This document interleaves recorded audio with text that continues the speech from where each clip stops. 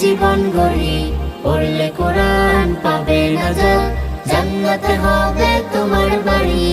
আলিফুন বা তাউন সা জিমুন হাউন খাউন লাম দালুন রা জাউন সিন শিনুন সাদুন দাদুন তা যাউন আইন আইনুন ফা কাফুন কাফুন লামুন মিম নুনুন হা ওয়াউন ইয়া হাযিহি হুরুফুল হিজা।